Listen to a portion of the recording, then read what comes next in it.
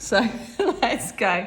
So for today, I thought we could do the underpainting slightly differently if you do want to do an underpainting, because last time when we did the still life, we painted the individual objects, but you can do an underpainting where you just do it a flat wash. And you can choose really any colour, but as long as you don't choose like a really dark colour for the underneath. The colour that you choose will dictate the warmth or the coolness of your drawing, and yeah, it'll just kind of have an undertone of that colour peeping through. So just be conscious of kind of what colour do I want like underneath. But it can be really surprising that things like green, orange, pink, purple can provide like a really nice underpainting. I don't know, have you ever done a wash of colour underneath with a different colour? I tried to do one on that one that I did because I thought that's what you've been doing last week. Yeah. The peach one. Yeah. Yeah, that was making a base. It wasn't that sort of. So here, that's really strong. So it's because it is a wash, you can just really water it down. And I don't like to do it all the way to the edge, but that's just me. You can go all the way to the edge if you want. And then I've got a hairdryer as well, because obviously we are watering it down quite a bit. So you'll probably just want to give it a quick blast over of the hairdryer. And then this just gives the colour, like I say, an undertone. So this painting here is going to have a cool undertone because of the type of green I'm using. It's more of a bluey green, not a yellowy green. So you can look at your colour wheel there as well. Think about what colours you're using. So if I did an object on here that's red, because that's a complementary colour to green, that's going to really jump out as well from the background. Once you've done your undertone of whatever colour you want, last week we used our actual soft pastels to draw out the outlines, but I thought if you wanted to do it with pencil today, that would be just a different way of trying it. And if you want to use the still life drawing technique, are you familiar with the measuring technique for still life? I think did I tell you guys once, but it was yonks ago, I think. Yeah, we had a go, yeah. So you hold your arm straight and then you use your thumb to measure. So the top of the pencil measures the top of the tallest object, and you move your thumb down to measure the bottom of that object.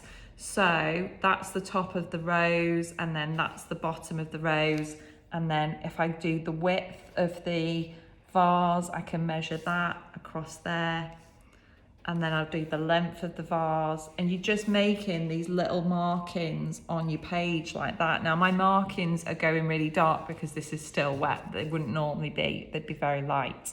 So this technique will not work if objects are too close to you, because when you measure them, they'll be like the whole length of your pencil and they won't really fit on.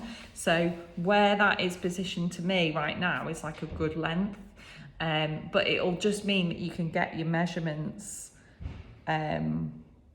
more accurate and measure everything in relation to each other. So you want to measure the heights and the widths of everything, and once you've got those points in, that's then when you can start to pencil where the actual shapes are, using those points as a guideline to the proportions, if you see what I mean.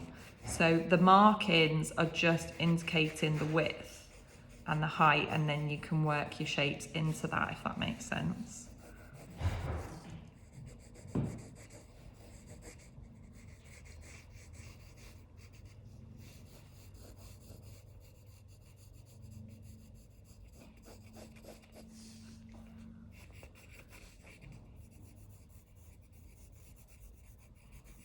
Okay, so now that I've got that, that means I've got something to work from. And I could start to use, I'm going to start with my lightest colours because again, you don't have to start with your lightest colours, but it just means that your dark colours aren't going to kind of infect it, if you know what I mean. So you can half close your eyes, and I did actually close one eye when I was measuring, because that's always a good thing to help you see a bit better, but you can half close your eyes so you can really see where those light spots are. And I'm not going to do any tapping out of my excess chalk pastel for a while. I'm just going to let it all build up. You can see some individual highlights on the rose as well.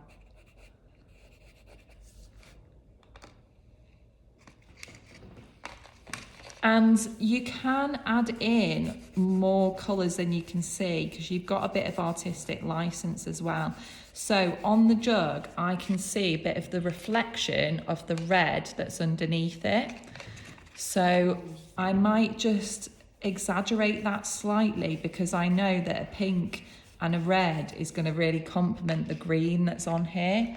And you are able to mix and blend the colours. Don't just use the colours as they are, but go over them to soften them. So I've softened that pink, but now as soon as I've added that pink, you can see that is really standing out so much more, because it's such a complementary colour to the green. So this is why an underpainting can really make your soft pastel pop. And then I would just keep building then. So I'm just going to tap this off just to check what that looks like.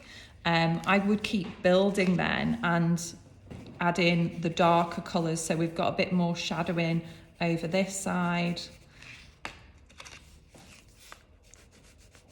And I am always kind of overlapping, intermixing, layering up colours, because they just look a lot more complex, nuanced, interesting when you make your own colours rather than using them as they come. I think that's a really good general rule with all art media really. So oil paints, acrylic paints, watercolours, mix your own colours always, because it really will enhance. And the direction that I'm shading in, I am using a lot of straight lines because it is quite a straight object, but when I'm shading this bit here, I'm going to shade it in more of a curve. But do not be afraid to over exaggerate some of the shadows. You've got artistic license, and you can what's that? It's when you put that on our walls now. Oh, thank you. But yeah, you can use artistic license and exaggerate the colours a bit as well. And as I know that orange, red, pink are really going to complement the green, I might even add, little hints of orange into some of these leaves. Now, orange isn't really a normal leaf colour, but can you see the pop that creates as soon as I've added that? It just really pops. Yeah. It's this is probably a bit small scale and a bit fiddly, to be honest. But if I was really wanted to draw this in detail, I would probably upscale it a bit bigger, but it's enough to kind of see the effect that the colour combinations can have.